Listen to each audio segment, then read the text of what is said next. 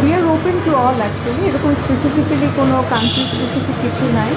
whoever shows interest এবং যেই টিমরা সেই ধরনের প্লেয়ারদেরকে আনতে চাচ্ছেন তারা আনতে পারবেন। এখানে কিছু ইন্টারন্যাশনাল প্লেয়ার্সও আসবে, তাদেরকেও আমরা একটা অপরচুনিটি দিচ্ছি। আইকন প্লেয়ার্স থাকবে, A B C D grade থাকবে। আমরা কিছু খবর তো অলরেডি দিয়ে দিয়েছি। আমাদের এই উইমেন্স বিপিএলেরই সব ধরনের অ্যারেঞ্জমেন্ট এখন করা হচ্ছে। আমরা এখন একটা রেগুলার মিটিং করছি এবং এই গভর্নিং কাউন্সিল যেটা, তাদের সাথে যে ওয়ার্কিং কমিটি, আমরা সবাই মিলে এখন প্ল্যান হচ্ছে যে কীভাবে করে এটা সবচেয়ে সুন্দরভাবে এক্সিকিউট করা যায়। আপনারা জানেন যে আমরা অলরেডি ডিক্লেয়ার করেছিলাম যে 3rd এপ্রিল থেকে 15th এপ্রিলের মধ্যে এটা হবে। তো এখন পর্যন্ত আমরা যেটা নির্ধারণ করেছি যে 4th এপ্রিলে আমাদের ম্যাচ স্টার্ট হবে এবং সেটা আমরা চিটাগংয়ে করব। তারপরে আমরা ক্লোজিংটা করব ঢাকাতে এবং সেটা হবে 14th এপ্রিলে। জানেন যে নববর্ষ সেদিন আমাদের, তো সেদিন আমরা ক্লোজিং সেরেমনি করব। 3টা ফ্র্যাঞ্চাইজি টিম ওনার্সদের জন্য আমরা বলেছি যে 3টা টিম এখানে খেলবে, যার জন্য ইন টোটাল আমাদের 6টা প্লাস 1 ফাইনাল ম্যাচ হবে।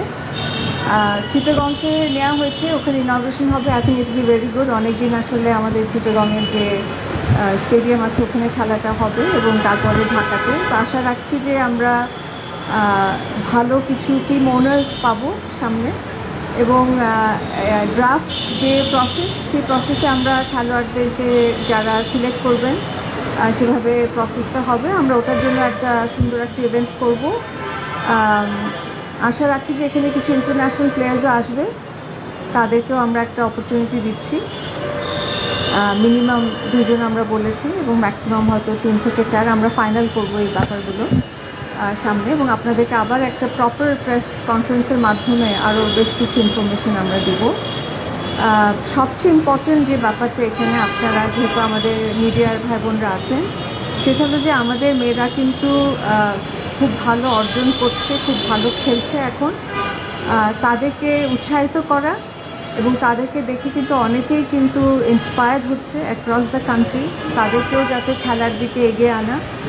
এবং আমরা যেটা চেষ্টা করছি সেটা হচ্ছে তাদেরকে এই একটা প্ল্যাটফর্ম দেওয়ার জন্য যেখানে তাদের ভিজিবিলিটিটা হয়, তাদের প্রপার যে ভ্যালুয়েশনটা সেটা যাতে আমরা করতে পারি। ইনশাআল্লাহ আপনারা এটা সুন্দর করে প্রচার করবেন, এটাই আমার আশা রাখছি। আর তাছাড়া এখন আমাদের রেগুলার মিটিং হচ্ছে। এখন জানেন যে সময় খুব কম আমাদের হাতে।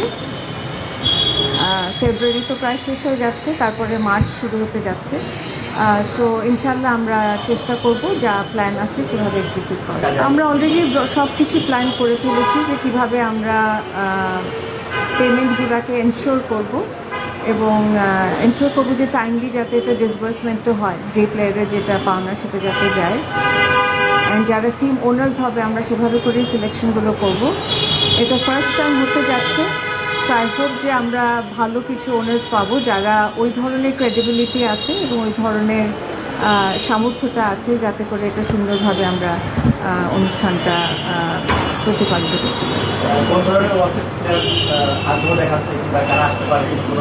বেশ কিছু ইন্টারন্যাশনাল প্লেয়ার্স অলরেডি আগ্রহ দেখাচ্ছে। এটা আমরা ভেরি সুন আপনাদেরকে একটা প্রেস কনফারেন্সের মাধ্যমে জানাবো কোন টিমরা এখানে ইন্টারেস্ট শো করেছে। তারপরে তারা আসলে এই প্লেয়ারদের সাথে যোগাযোগ করবে এবং তারপরে প্লেয়ারদের নিয়োগ হবে। বাট বেশ ভালো ভালো কিছু স্টার প্লেয়ার্সও আছে যারা ইন্টারেস্ট শো করছে। We are open to all actually. এরকম স্পেসিফিক্যালি কোনো কান্ট্রি স্পেসিফিক কিছু নাই। whoever shows interest এবং যেই টিমরা সেই ধরনের প্লেয়ারদেরকে আনতে চাচ্ছেন তারা আনতে পারবেন। It is open to all, so we will see. আর আমরা সামনে আরেকটা করব, প্রেস ব্রিফিং করে আপনাদেরকে ফুল একটা ইনফরমেশন দিব যে কারা টিম ওনার্স হলো, তারপর ফিক্সচারের একটা ইনফরমেশনও যাবে আপনাদের কাছে। আর মানে যেটা আপনার গেমের যে স্কেডিউলটা আর কি, সেটা আমি আরও ডিটেল দিব। তবে ক্যাটেগরিতে আমাদের কিছু আইকন প্লেয়ার্স থাকবে, A B C D grade থাকবে। হ্যাঁ, তো এই ক্যাটেগরিতে আমরা ড্রাফট পরিকল্পনা আপনারা হয়তো অলরেডি দেখেছেন যে তারা যে কোয়ালিফাইং যে রাউন্ড ছিল ওয়ার্ল্ড কাপের, সেখানে কিন্তু আনবিটেন চ্যাম্পিয়ন হয়েছে, হ্যাঁ 7টা ম্যাচে তারা জিতেছে। এবং এখন ভেরি সুন তারা যাবে ইংল্যান্ডে ওয়ার্ল্ড কাপ খেলতে। তার আগে আমরা যেটা করছি একটা হলো বিপিএল, তারপরে কিন্তু একটা হোম সিরিজ হচ্ছে এখানে আসছে, এবং তারপরে আবার একটা ট্রায়াল সিরিজের আমরা এখন অলরেডি অ্যাপ্রুভাল পেয়ে গেছি। তো স্কটল্যান্ডে যাবে, স্কটল্যান্ড, নেদারল্যান্ড আর বাংলাদেশ খেলবে ভেরি সুন। সো এই জিনিসগুলো আমরা অলরেডি প্ল্যান করি। আমি আপনাকে ইনফরমেশনগুলো আমরা আসলে মিডিয়াতে অলরেডি দিয়ে দিয়েছি খুব সুন্দর করে।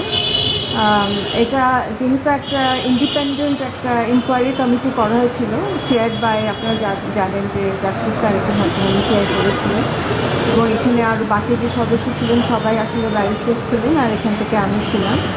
তো খুবই একটা এক্সস্টিভ একটা ইনভেস্টিগেশন হয়েছে এখানে, এবং সেখানে আমরা প্রাইমারি বেশ কিছু জিনিস আমরা যেটা এভিডেন্স হিসাবে তুলে ধরেছি, সেটার বেসিসে আসলে সেই কমিটি থেকে একটা কনক্লুশন ড্রপ করেছে।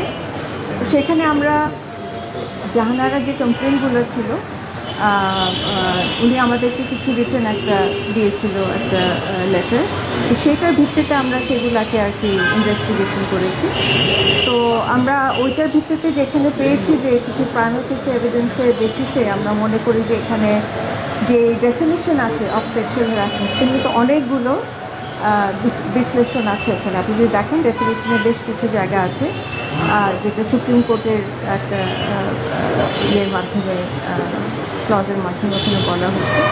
তো সেটার ভিত্তিতে কিন্তু আমরা সেই ডিসিশনটা নিয়েছি যে হ্যাঁ এটা এটার আন্ডারে পড়ে, অ্যান্ড অ্যাজ সাচ আমরা এখানে জানি যে আমরা ক্রিকেট যে অপারেশন আছে সেখান থেকে আমরা ওনাকে ব্যান করেছি, যিনি এখানে অ্যালেজ একজন আছেন উনাকে। তো সেই অ্যাকশনগুলো আমরা নিয়েছি। আমরা এখন পর্যন্ত আসলে আমরা লিগ্যাল ফিডব্যাক দিয়েছি, লিগালি এটা অ্যাসেস করা হয়েছে যে বিসিবি কী কী এখানে আপনার যে রাইটস আছে বা ডিউটিজ আছে এটা এক্সারসাইজ করতে পারে, সেভাবে কিন্তু আমরা অ্যাকশনটা নিয়েছি, আপাতত যে অ্যাকশনটা নেওয়া হয়েছে। সো আমি কর্পোরেটেও যেহেতু কাজ করেছি, ওখানেও আমাদের এই ধরনের হ্যারাসমেন্ট, সেক্সুয়াল হ্যারাসমেন্ট, এগুলোতে কিছু স্ট্রিক্ট প্রসিজার আছে। তো আই বিলিভ যে আমরা বিসিবি থেকে যে অ্যাকশনটা নিয়েছি এটা একটা স্ট্রিক্ট একটা অ্যাকশন নিয়েছি, যে কোনো ধরনের ক্রিকেটের সাথে, শুধু মহিলাদের না কিন্তু পুরুষও, সেই ক্ষেত্রে আমরা কিন্তু এখান থেকে ব্যান করা হচ্ছে। Thank you very much sir. আচ্ছা।